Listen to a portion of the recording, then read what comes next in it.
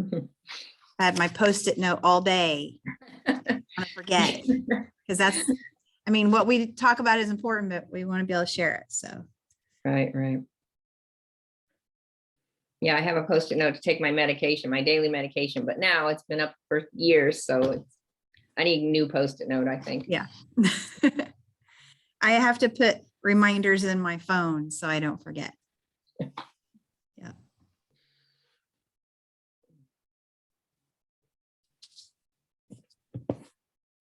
I'm probably going to do the, well, I know I'm going to do the chapter 3 sessions Monday with format. Okay, cool. Yeah, I was going to do it Tuesday, but I have a conflict in my schedule, so it's going to be Monday. Well, we appreciate you. Taking your summer, right? You're on break, I assume. Mm-hmm. Yeah, Mm-hmm. me too. Ugh. Yep.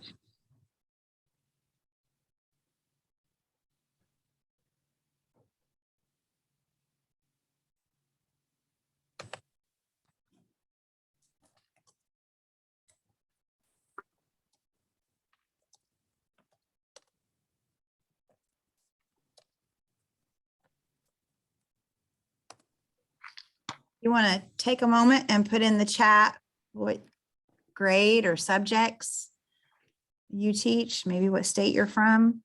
Help us get to know each other a little bit. My name is Dana Carey, and I'm a part of the admin group for our Facebook page. I teach 8th grade math and Algebra 1. I am not an expert on building thinking classrooms. I did implement it this last school year. I started at the first of the school year. Participated all summer, last summer with the book studies, a couple of different book studies, and listened to podcasts and all that. But I am by no means an expert. But I like to talk about it, and I like to hear what others' experiences are, and help others do better with what they want to do. So that's why I volunteered to do the toolkit book study. So this session is high school focused. It doesn't matter what grade you teach. If you joined us, welcome. But we do want to try to stick to what applies with high school teaching and high school students. If you're joining us and you a different level and you missed that session, I will get those posted here later this afternoon. So I do have the free version of Zoom. So we have approximately 35 minutes for our session, but I think that'll be long enough, especially based on the other 2 sessions I just had. So today we're talking about chapter 2, which is how we form collaborative groups in the thinking classroom.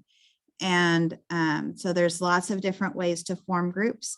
And I'm just going to open it up to anyone who would like to share how they form groups. I'm happy to talk about what I do, but if someone else would like to get us started, that would be fantastic.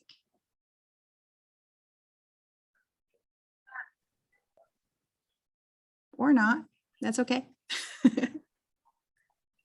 My name is Amy, and I've only used a little bit of BTC, just off and on throughout the year, because I wasn't familiar with the book at all until after the school year had started. And one of the things I did use faithfully was using cards to make groups. And I did that as soon as I did it once and I saw how well it worked for my students. I just used it all the time, anytime I needed to make groups. And so that for me has been something that I've picked up and used, and not just in my math classes either.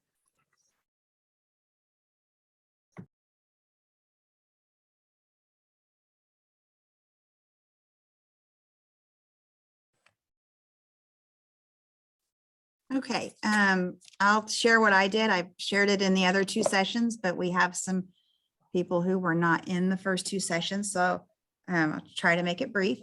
There are several different ways you can make random groups. There are electronic ways like Flippity. Someone in the first session said they used Classroom Dojo. I know my counterpart used Power School. We use Power School in our corporation, and she went into the seating chart version and used that part of the year. And I know there are other ways. I tried Flippity, and for me, it just didn't work for me. And so what I did was I already had little cards with their pictures and their name, so I could try to learn names before school started. And so I thought, you know what, I have all these cards and I could use these to make my groups. And so I didn't have the kids in their random groups in their seats because I wanted them to have assigned seats, and my room isn't quite big enough to facilitate groups of 3 as desks and have enough room to be at the boards. So I had groups of 6 with my desks, and they had assigned seats, and they would come in, get their seats. I would go through my cards, pull out who was absent, shuffle my cards while I'm talking to him about whatever we're going to do that day, or just, having a conversation. And then I would just pull 3 cards at a time, lay them out, and send kids to the boards. And then since at that time we were still contact tracing, I would just take a picture, and that's how I did my groups. I know some people use playing cards, some people use popsicle sticks, some use just colored cards, and you just kind of have to do what works for you in your environment. Like we do everything else when we teach, we figure out what works for us, what works for our kids. There's no right or wrong to it. You just have to figure out how it works for things to flow the best for you, I think. Anyone else want to share about how they make their random groups or how they're thinking about it, doing it? Hi, I used the Flippity and really liked it because what I did with the Flippity, I could really quickly change the groups up. So once we did one problem, then we'd go. And then I also used the Flippity for who was responsible in that group to share out what the group was thinking when they were doing that. And then I also ended up putting it in their seesaw. So then I actually could have a student click on the Flippity, and that student would say where the groups are. So they just started using it on their own, making their own groups, and some people said, well, didn't you worry about someone not working with someone well? And I'm like, no, that was the whole purpose of it. And they know that it's only going to be for this short amount of time.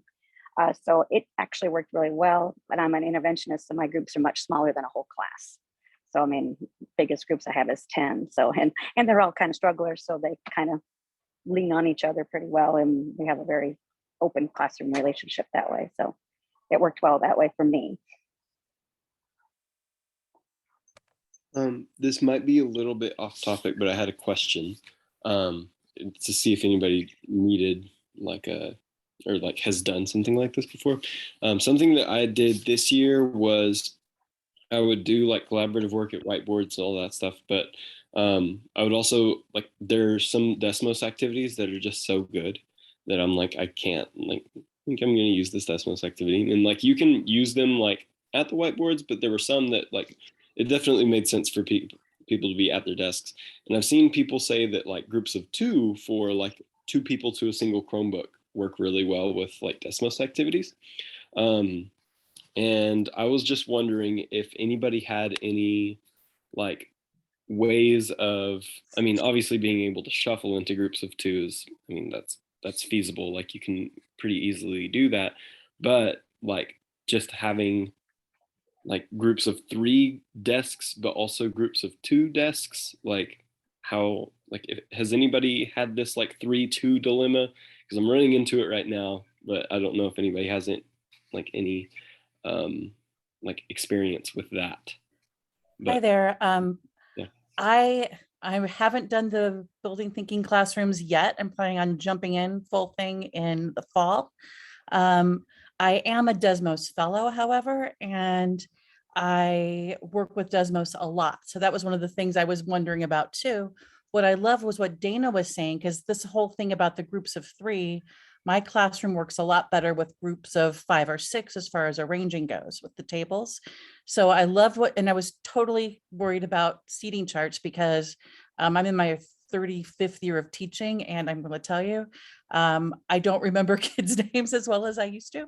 So it takes me a couple of weeks to get to like be able to put the names in the face and call on them. And I really want to be good at that. So I'm loving what Dana said about having a seating chart and having them all assigned, and then putting them randomly into the groups of 3 for the boards. So I'm thinking that would work too, right? With the groups of 2 with Desmos. So, I mean, if you have your seats grouped in larger groups, which might be an even number, you know, or something conducive to that, that might be a way to like randomly put them into 2s and have them sit next to each other in a larger group. So just my thought on that. Thank you.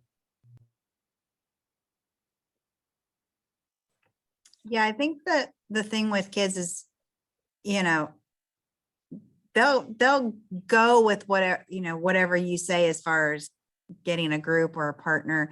And my kids have always been happy to move their desk where it needs to go, you know, if you're going to have them at a desk for that activity.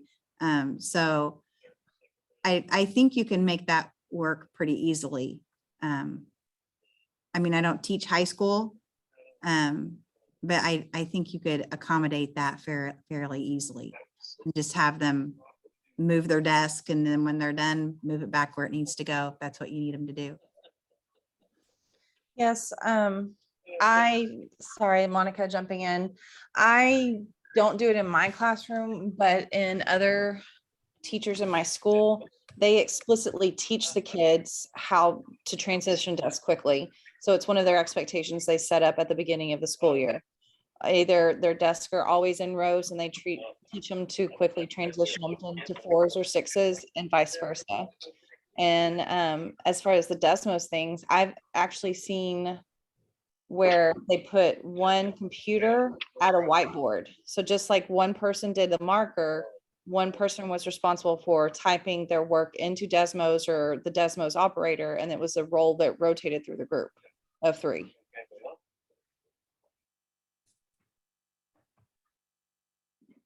Yeah, I've done an activity where they had to have a Chrome at the board with them, and it was 1 Chrome per group. And so someone had the Chrome, someone had the marker, and, you know, maybe someone else had a separate calculator, you know. So we kind of divided up those tasks, and yeah, you could rotate who had which piece, and I think you could make that work pretty well even at the whiteboard. Yeah. And I think when they're on those whiteboards, then when you screencast it up, you can have like 4 different ones up on your screen in the front of the room. And then we can, instead of having to walk to the spots in the room, we kind of just all go back to the front, but all 4 of those are casted up there. So then each kid can talk about it and we can compare the differences and stuff. So that is another reason that the Chromebooks are kind of handy for that instead of the vertical spaces. But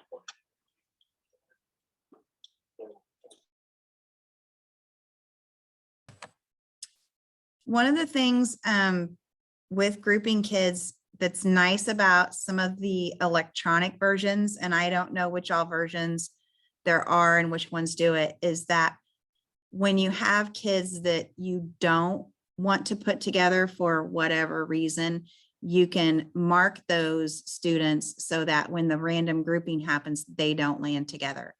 I don't know, maybe someone here has used that feature and can speak more to that, because I haven't, but I know that some websites or applications have that option. Because you're going to have kids that you can't put together. It happens.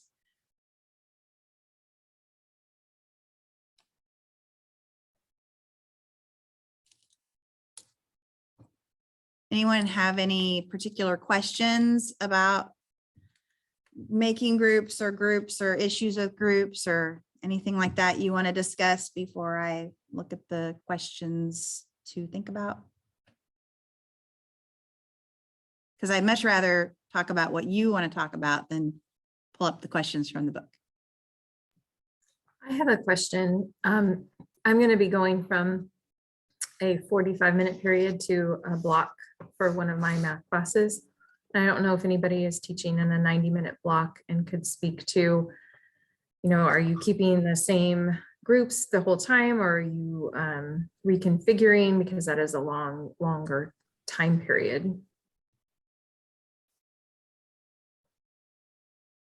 Anyone do blocks? I do not do blocks. Is there anyone who can talk to that? So I do blocks, and my plan is, this is something that I've kind of come up with. It's going to depend on what I have for my second set of time. So in my school, they really want us to do brain breaks so that we are not doing the same thing all 90 minutes or 88 minutes in my class. So the way that I have it planned, that if I'm going on to check your understanding, or I'm going to kind of do stations with different things where eventually I'll be able to do some RTI in that second block. I'm not going to say they have to work with their groups, but I'm not going to necessarily change their groups either. I'm not going to draw new cards or anything, so they can go back to their table groups. If a couple people end up switching, it's not a big deal. If I have a second activity planned, then I'm going to reshuffle the groups. So that's kind of my thought process going through it. But I think it would work either way. I've done both. I can't really say that I like one over the other. My second half was always kind of wishy-washy, and I'm trying to firm that up this year going forward. Thank you. And I guess I should add, the reason I had assigned seats, because I was like Dana, I had assigned seats because I have a student that helps me take attendance. And so those groups always got broke up the second half when they went back to their assigned seats. So that's part of my process thinking going forward. I haven't decided if I'm going to have assigned seats this year. So I'm random grouping going in, or if I'm going to do the random grouping after I give the task.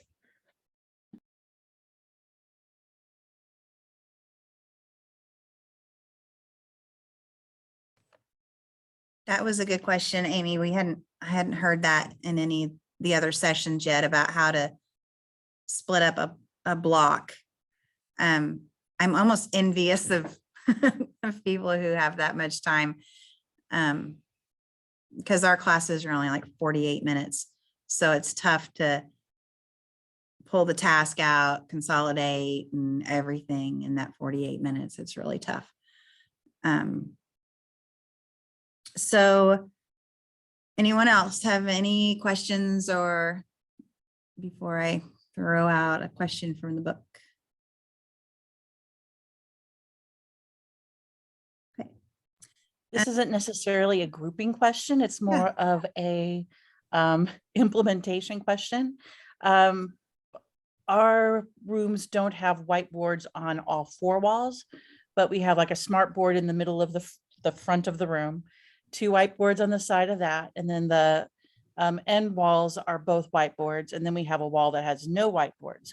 So we were looking at possibly those flip up, what are they're like the easels, the whiteboards or the wipe off boards. I can't remember the exact name of them right now, but I see them mentioned on the blog often. Oh, the white books.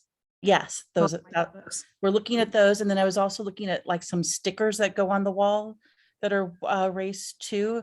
Does anybody have a pro or con on either of those, or any information on those? Because hoping to get those groups of 3s, and I don't have enough room for 3 at each of the current whiteboards.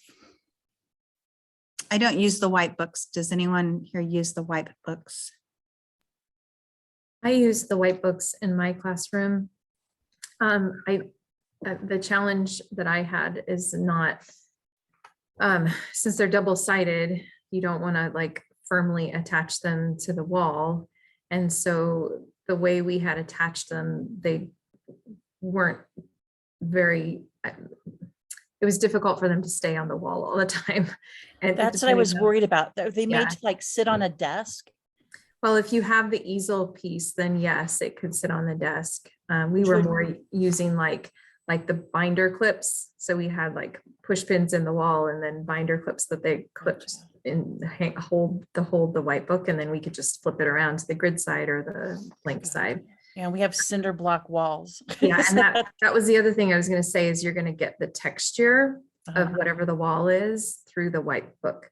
So it worked, but wasn't my favorite thing. And what we're gonna try this next year is we went the shower board route for the extra whiteboard space that we need, since you can buy those fairly inexpensively. So we just have these 4x4 shower boards that we hung up on our wall in the back of our room as well, with command strips, because that's not going to damage the wall, because it's a foldable wall, so we can't put anything in it, like, so. And I was also concerned about the white books, if they are like easels on a table, kids wanting to sit down again, and trying to get away from that. Yeah. And keep them their standing groups. Yeah. So I have cinder block walls. I did get the not the heavy duty version this year. I use a different program, so I don't know if they were command strips or what kind of adhesive Velcros they were.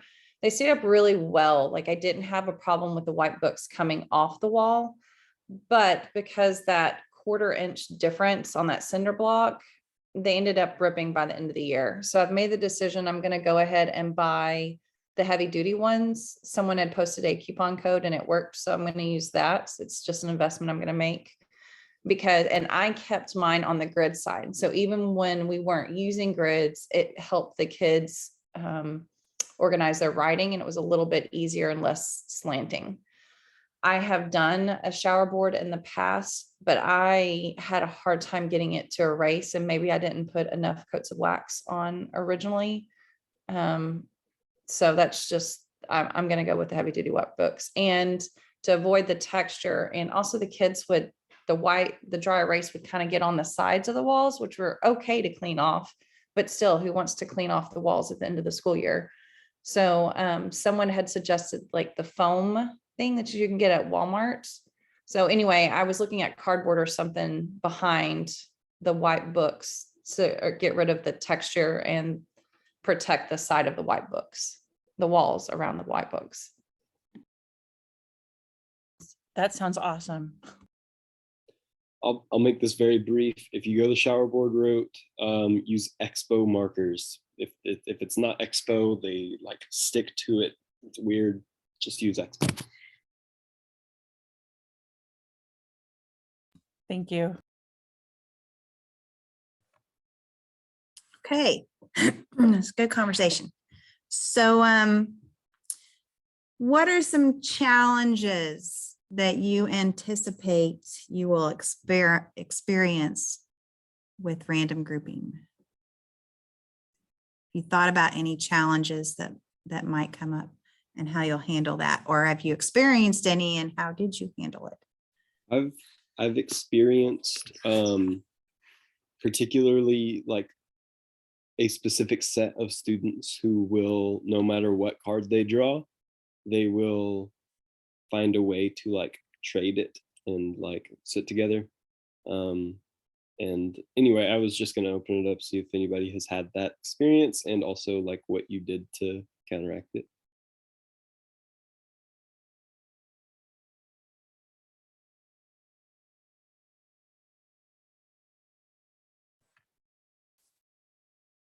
I would just affirm that I had a lot of that when we were in COVID teaching, remote teaching, right? Put students into breakout rooms and they would, not work on the Jamboard that they were supposed to with their group, or so just things I've heard today, because I did sit in with the elementary group, that I didn't know that Power School, you could randomize the seating chart. That I'm going to try to play around with that. But then it's just visible, right? What the groups are, and it's in Power School, at least we have their photograph, right? So there's no question about who's supposed to be with who. And then, maybe also looking at Dojo and Flippity and just see what I like best as far as that goes.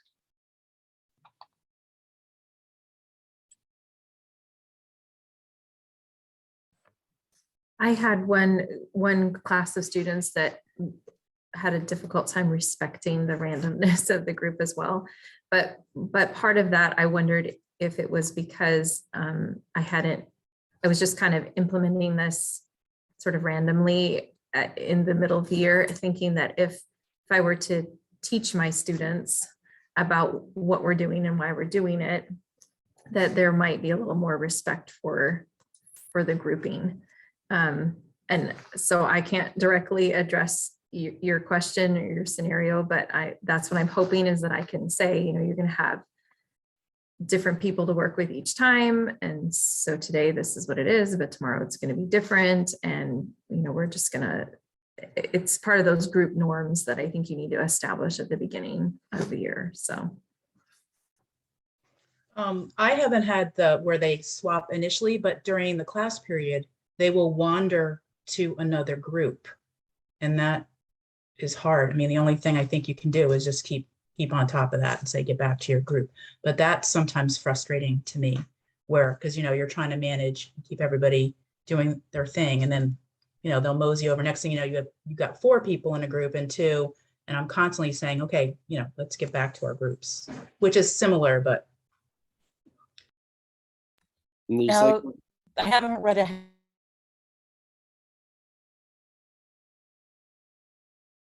ahead loud to like look around. I know that's one of the techniques, right, of the problem solving.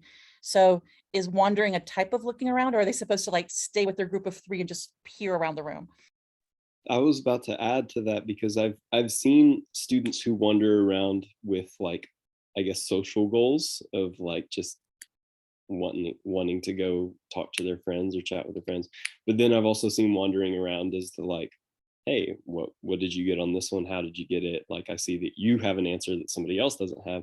So like there's good wandering around, and there's bad wandering around. And so like you can't be like super like absolutist about like, oh, you're out of place, get back in line, you know. It's like I have to kind of like walk around and kind of like listen in on conversations to see first why they're there, before I get on them. And I liked when Peter did his webinar earlier in the year, someone addressed the off-task student.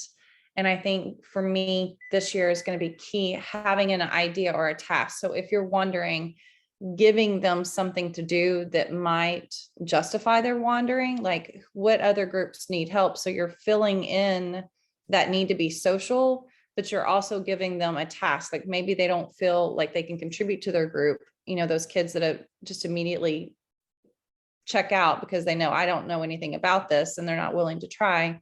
So by giving them a legitimate reason to wander and to be observant of the others. So it reminds me, I need to go back and watch that and make that list so that I have those ideas already percolating. So when those kids get out of their groups, there's a reason and I direct them back. I'm going to come back to you at your group over at, you're at what, 3? I'll come back over at 3 when I'm done with this and check in with you to see who needs my help next or something like that. That's really good. What did you say you were watching? Or like, what was the? So back in December or January, it's I added it to the videos in the guides. Peter did a webinar in our Facebook Live and answered some of the most asked questions.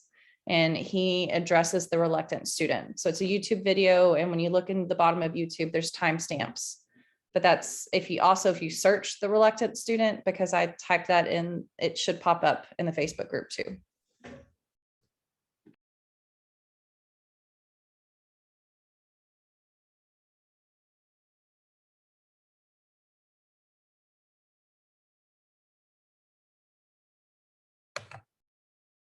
Thank you, Monica, for sharing about that, because I think I need to go watch that video too.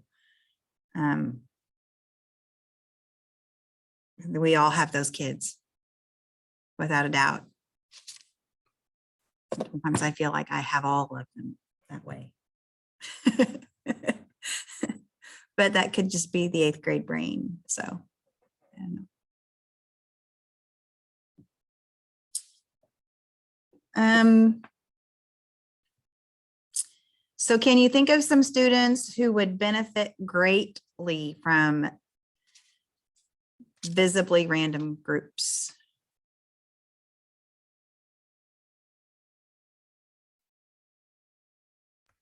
I think like you were saying, it just helps with the buy-in. So that if you have, like you said, if you have kids that aren't necessarily friends or don't know each other and want to be with their pal, well, maybe the next day they get to be with that person. But if they see that it's not me deciding where excuse me, where they should sit every day, I think it's a lot easier on them for buy-in. I think for all the kids.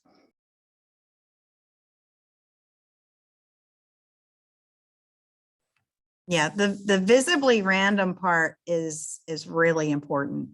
And I know I've heard other people talk about when they use Flippity or something like that, they project it on the screen and they like even let a student pick a number and they hit the button that many times before they stop at that group. So the teacher isn't even picking that number of how many times they shuffle before they stop. I've, used the cards. I've even at times, do you want to shuffle the cards? Do you want to cut the cards? So I've done things like that with my kids, but them seeing that it's random is really important. Because otherwise like it says in the, like Peter says in the book, they don't believe that no matter what, they think you picked that group. So they have to see that you're not doing that. And yeah, I get those groups. I'm like, oh, I'm in for it today. But that's the way it happens. And then I get surprised because then, they turn out to be one of the best groups. So yeah, that happens. I could just share a very short story. My 6th-hour class this year was like the quietest class I'd ever had. Like they would not talk. They were all just like these like social recluses and like not engaging with any of their classmates. And then by the end of the year, after random grouping every day, they had transformed from the least collaborative class I've ever had to like the most collaborative class by far. And it was just so amazing to see that like community build. And like weirdly, that class did way better than like some of my other classes. And I don't know the variation and the reasons and all that stuff, but it happened. And like, anyway, there were just so many shy kids. That's what I was trying to answer is like, the students who benefit greatly from it, or like the students who were like very like shy and didn't ever experience like the rest of their classmates in the class and didn't ever meet them, although they were always in classes with them. And so it's one benefit too. Yeah, I can see it being huge into community building. For most of my teaching career, I've had kids in groups. And then when COVID happened, we weren't allowed to have anybody even close to each other. So all last year I had rows or horseshoes or, some way to try to kind of get it groupish without being able to group them. And I had the most silent classes I've ever had in my entire life. It was almost like, I told them, I said, it was like teaching on Zoom, only I could see their faces and not the boxes. Because I had kids, honestly, that would hold up fingers for answers to problems instead of say the words out loud. And I thought my 22-year-old self would have thought I was in heaven because there was no behavior issues and no one was talking out of turn, but I couldn't stand it. And so I'm so excited to get kids in groups. And I'm just loving the way that this, I think, is going to bring that community again and get kids talking to each other and meeting each other when they might not have chosen to sit next to that person. So I'm very excited about this. Yeah, I would affirm that. And I plan to, when we're doing the non-curricular tasks, but also to kind of interweave some SEL, some group team building kind of things in the very first days. I'm switching to a virtual school, which will be pretty new for me, except for the COVID teaching experience. And so we have a week or two of just onboarding for students, just to teach them how to do virtual school, which be good for me, teach me how to teach virtual school too. So, but yeah, but the team building, I think this is going to be good.